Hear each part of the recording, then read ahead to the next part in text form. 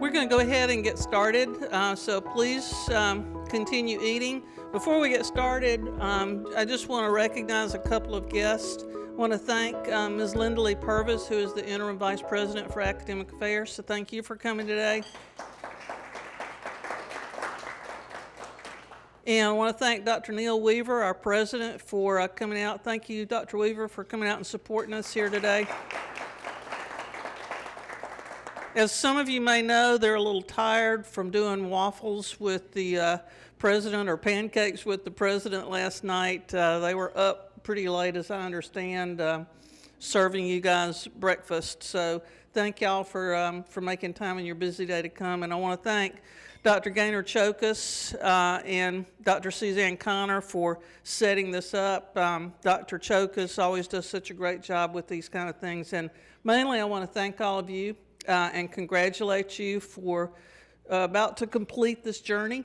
Good luck on your finals. I know that none of you hang in the balance, so enjoy your last set of finals as an undergraduate and get ready to come back and get your MBA with us. So enjoy. Please be thinking of questions you may want to ask these people. When we get through, there'll be time for question and answers. I'm going to turn this over to Mimi Harris, who is going to be our moderator today. So thank you for doing this, and welcome. All right. Harvey, sorry.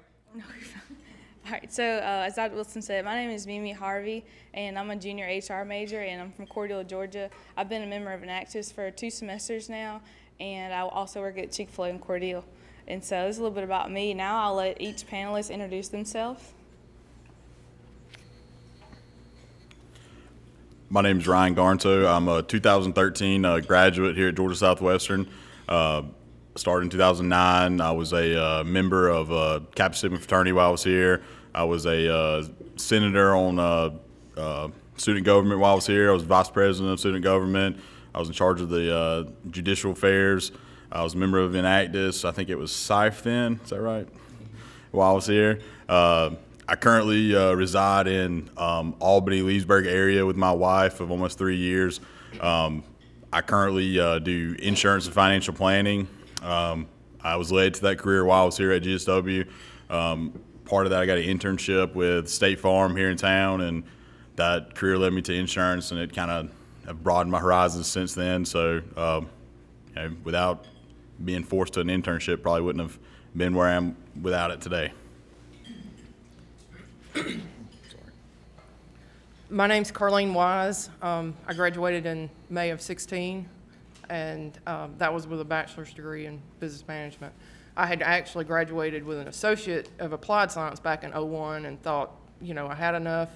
I was going to get out on my career, was in manufacturing, and because of the downturn in the economy in '09, I got laid off of a job where I thought I was going to, finish out my career.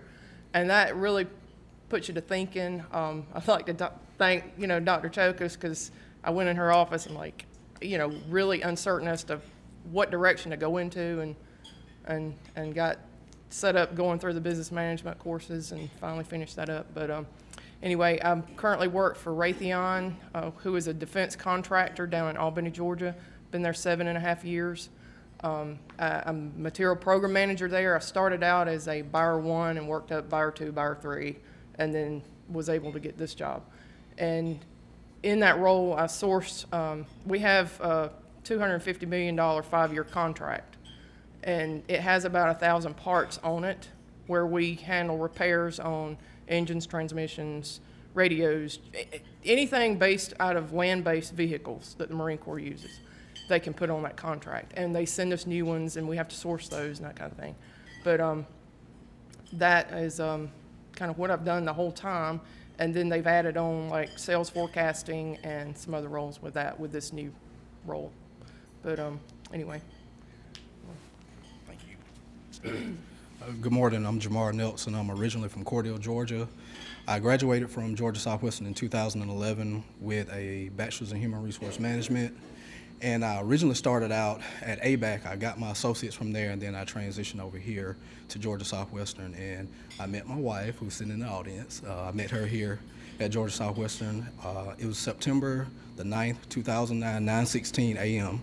And I was in William D. Smith's Legal Environment of Business class, and it was Classroom 101, and that's where I met my wife. So I've had to rehearse this quite a few times to remember all this stuff. So I started here, and when I graduated in 2011, I completed a co-op program with Robins Air Force Base, and I've been employed there 7 years. And what I do there is basically the quality division with data and metrics, and just providing that for the entire Robins Air Force Base complex. And it has been a great career for me, my family, and I couldn't have picked a better place to go to school at it other than Georgia Southwestern, because got a great education, got a great wife, and babe, I'm trying to gain some brownie points if you hadn't noticed. You might want to change that order. And in 2015, I completed the Master's in Public Administration from Georgia College and State University in Milledgeville. And so just been working at Robins and just learning my way around the military installation and the many facets and the many acronyms to remember in military work. So yeah, that's it.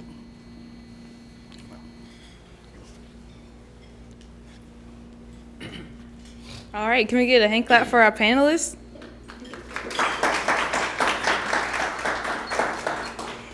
Okay, so our first question is going to be, so how are ethics relevant in your industry, and what changes have you seen?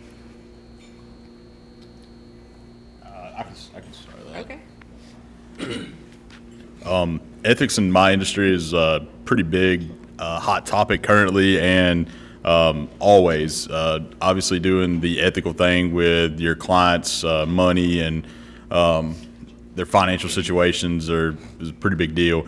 Currently, the DOL, Department of Labor, they have a fiduciary rule that's been, if you read the Wall Street Journal or anything like that, you've probably read a little bit about it over the last 2 years. It's been litigated in almost every state and almost every court system.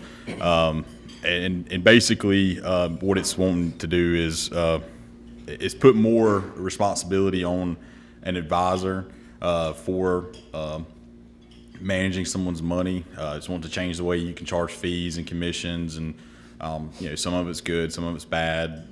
Basically, there's always going to be those people that have stepped outside and taken advantage of a system and done something wrong, pulled a Bernie Madoff or something like that. There's always somebody out there that's going to do that, and so having ethics in my business is a pretty big deal. And you have to have good ethics to not only have a long, successful career in this business, but you also have to have it to take care of your clients. If you have good ethics, it shows to your clients, and it's a referral business, and word of mouth is the best.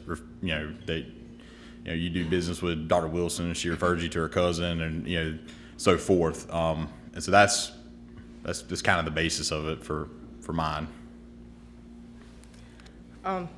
In the military and government industry, we're dealing with taxpayer money, bottom line. So ethics is very important there.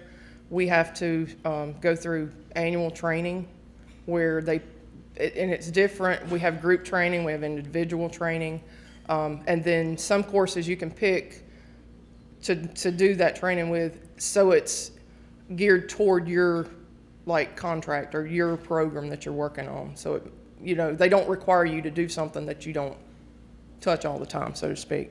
A big thing with the ethics is if you are an ethical person or you start doing things that are questionable, it can affect the company's reputation.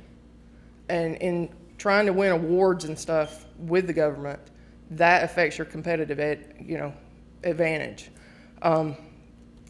We have internal audits we have to deal with. We have government audits we have to deal with. On our contract per se, our contract, because it's what they call an IDIQ, which is indefinite demand, indefinite quantity, we don't know what they're going to send out of those 1,000 parts or how many. So they can't tie some of the rules to you because it's not a set of you're delivering 100 of these or that or whatever. So different programs are different in that respect, but there's also requirements for, like, you have to get so much percent of your suppliers have to be small businesses, and of those small businesses you have to get so much that's hubs owned, or that's woman owned, or that's veteran owned, or disabled, or minorities, or something like that. So there's a lot of requirements. Corporate policies that you have to follow, the government FAR and DFAR clauses, which are contractual bounds that you have to God, my word's not coming. You have to meet that requirement or whatever to continue on the contract and things like that. They're real specific on labor charging, where if you're working on this program or another some people have multiple programs. Some programs have multiple locations, so you have to, the labor hours have to be charged to the correct bucket of money, to put it in layman's terms. We have, like most corporate America or whatever, they have rules on gifts and gratuities. You can't accept gifts over like $10 or $20 or something like that, because that gives you, that may bias you in choosing your suppliers and such. You know, and of course, corporate code of conduct and the policies and everything. But there's going from like farming to manufacturing, and even going to a corporate manufacturer, there were regulations. But when you get over into that military government side of things, red tape out the ears, so to speak. So, and that's not saying it's a bad industry to get into. It's just there's a lot of requirements, and you're held accountable, and that's a big thing. So. And just kind of sitting here listening to Ms. Carlene, it's the same sentiments I share working for the federal government. There are a ton of regulations and rules we have to abide by, because you have men and women in uniform that are depending on us to do the right things, to make sure, especially for Robins, to make sure that they have quality aircraft to get to them so they can complete their missions. And when it comes to the government spending and all that stuff, you see a lot of articles where you read maybe the VA is not doing something that they need to be doing. You see a lot of that kind of stuff. So when it comes to having good ethics, that is super important, because not only do you have men and women in uniform that's dependent on us, but you also have our taxpayers that are dependent on us as well. And I know for Warner Robins, the base produces, I think, $2.9 billion to the economy. So if that were to go away, you would see the area of Middle Georgia just completely go away. So that's why it is super important for us to make sure that we're doing the right things at the right time. And if I might add one thing, in our line of work, what's always talked about is that anything we do, and if say we put out a bad part or something, you're putting that soldier or that military personnel's life on the line when you don't do things correctly. So that's, you know, it puts it kind of in the scheme of like doctors and nurses, and you have somebody's life in your hands, so to speak, indirectly, I guess you'd say.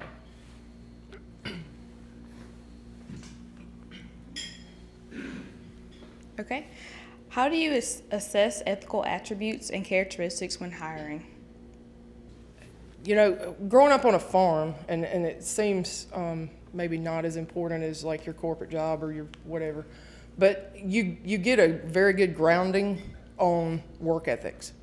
And so, you know, we were actually a dairy farm, so you had to deal with producing quality milk, and you had your inspectors and your test on the milk and things like that.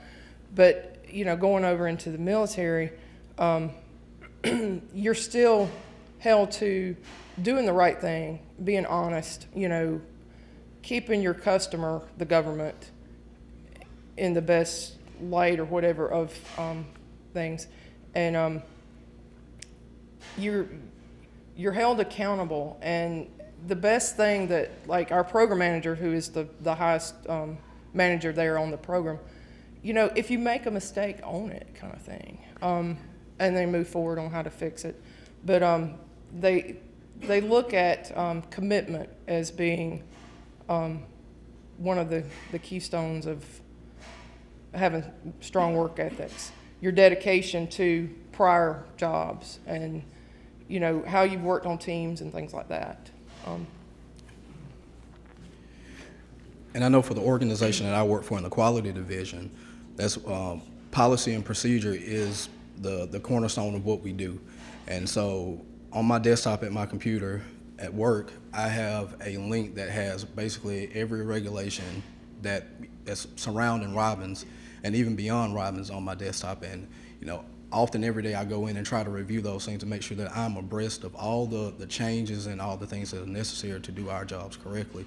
Because for us, producing metrics and data, that helps leadership make good decisions, or they can make bad decisions based on bad data. So from my perspective, making sure that we're producing good metrics and data, we want to make sure that our leadership can make good decisions because it affects so many stakeholders. Do you feel like when you were hired, that whoever was hiring you was assessing your ethical character? Yes, ma'am. I mean, especially working for the government. I mean, because, you know, they do number one, they do a thorough background search on you anyway to make sure that, you know, you are, a ethical person, I guess you could say. And even when you talk with many supervisors, you know, you hear that conversation about ethics because it's so heavy into what we do.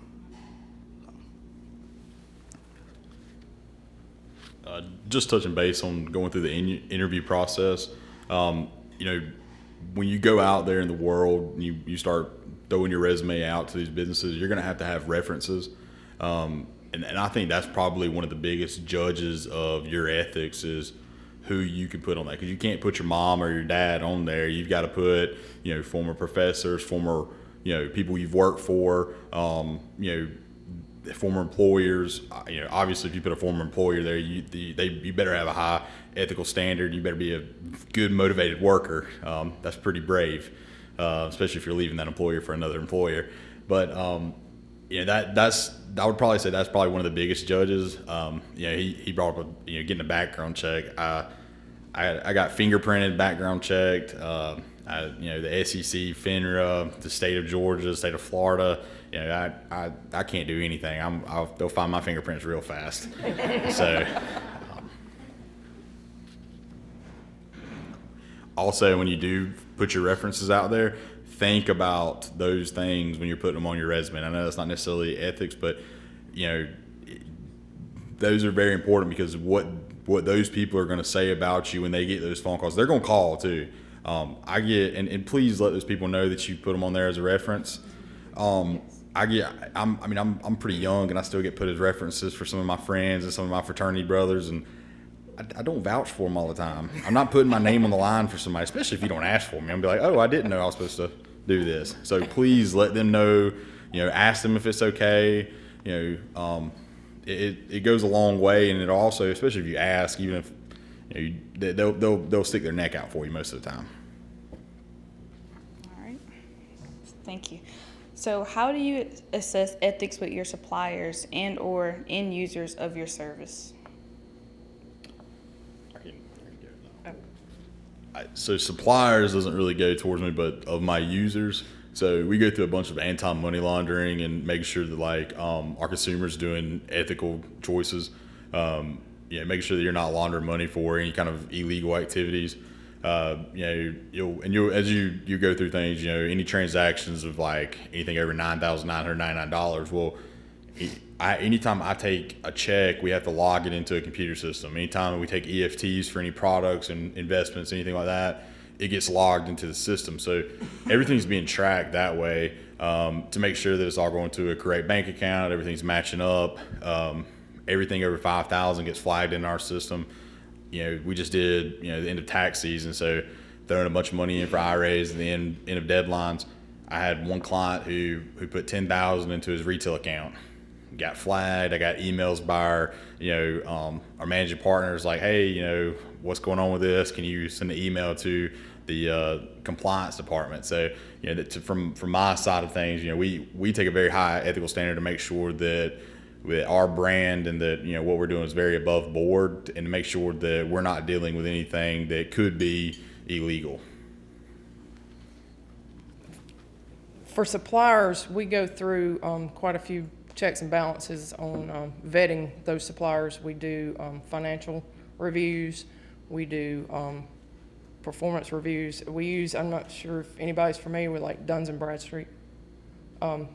We use that as one of our baselines. And sometimes you don't have a choice, or you're dealing with a small business that doesn't actually have the profit level there to get these accreditations or whatever. They're a good supplier, but maybe they don't hit high on their marks or whatever. You can get those pushed through, but corporate keeps a tight hold on what we're looking for, and we have the policies and procedures in place that we have to do risk checks so far as do they have any export violations. Because when you're dealing with a corporation, you have to look into the import export and all that kind of thing. So it's a detailed process, and when we're adding suppliers, just going through that vetting process. And I know for us doing contracting with various vendors and things like that, you have to do, as Ms. Carlene said, a lot of vetting to make sure that, for certain standards like AS 9100 or other standards, you have to make sure that they are compliant with those standards, and to make sure that they can actually produce what they say that they can produce, like the performance reviews, seeing what they've done for other, I guess you could say, comparable organizations like us. And so that's one thing that I know we do, especially from a quality aspect.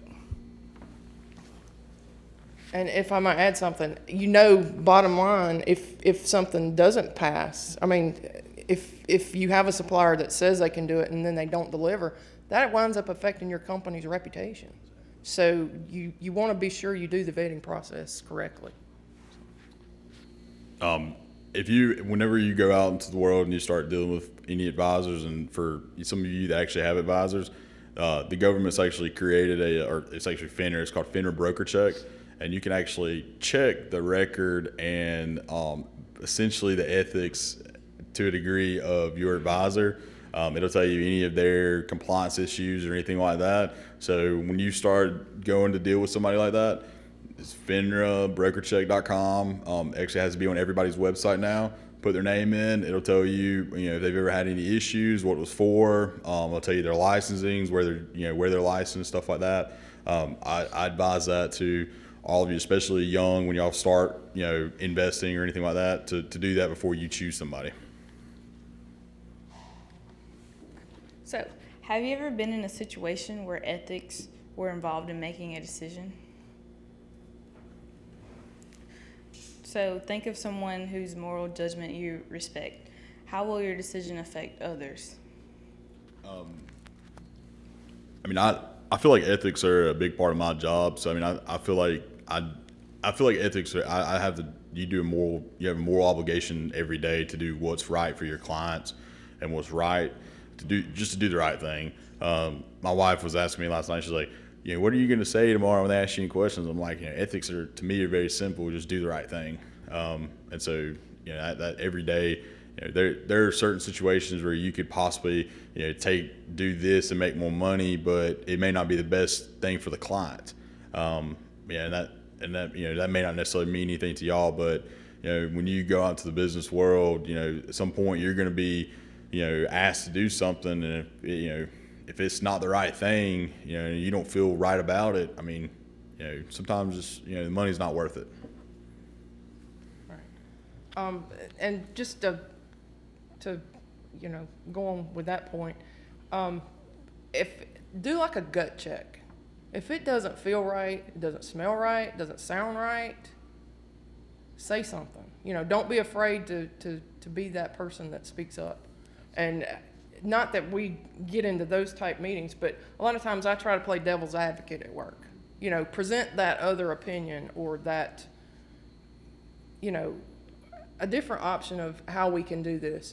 And neither may be wrong, but that helps with, creativity and diversity and all that kind of stuff. But just bottom line is do the gut check, I would say, with ethics. And I always just use the theory of just err on the side of caution.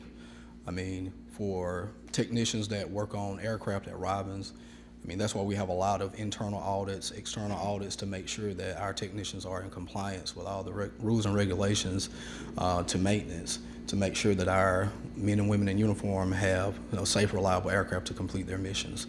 So as everybody has said here on the panel, that has to be at the top of your discussion. You should always have, that thing in your mind that makes you, check, hey, is this right? Should I do this? Should I not? And if you don't believe it's right, just make sure you voice that.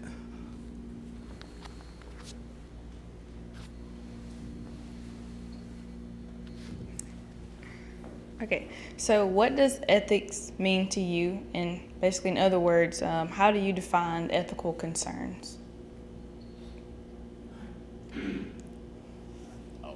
Some right here. Like I said before, I think ethics is basically, you just do the right thing.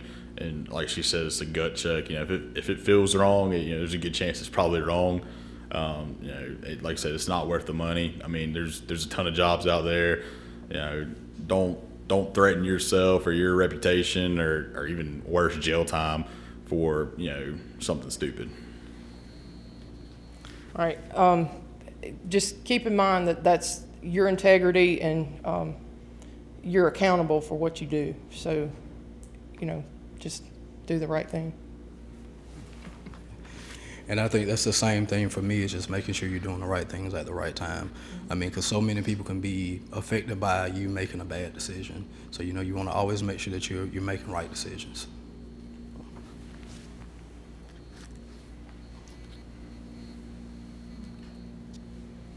All right, and lastly, what advice would you offer to our graduating seniors as they begin their careers? Okay. I would definitely say just network with various people in your field that you're going into. Build those connections. Me and Dr. Wilson, we talk, and just make sure you build those connections with different people, because for us, at my job, we do different trainings, and you meet people from all over the base. You have 20,000 people that I work with that you might not see, every day, but you take a training session with them and you get a chance to meet that person. You can figure out what they have going on in their area, and then it might be some other opportunities for you to take advantage of, whether it be career-wise, educational-wise. So definitely make sure you network with people. Oh, that's a very true statement. Just in our line of work, there's always somebody that knows somebody that could do that. Or, when we put out jobs, a lot of times they put it out public, and we don't always hire like that person or whatever that they're thinking of, but there's somebody that always knows somebody that would be a good fit for that. But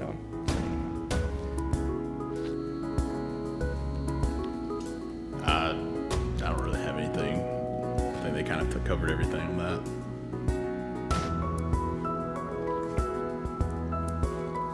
Okay. Does anybody in the audience have any questions?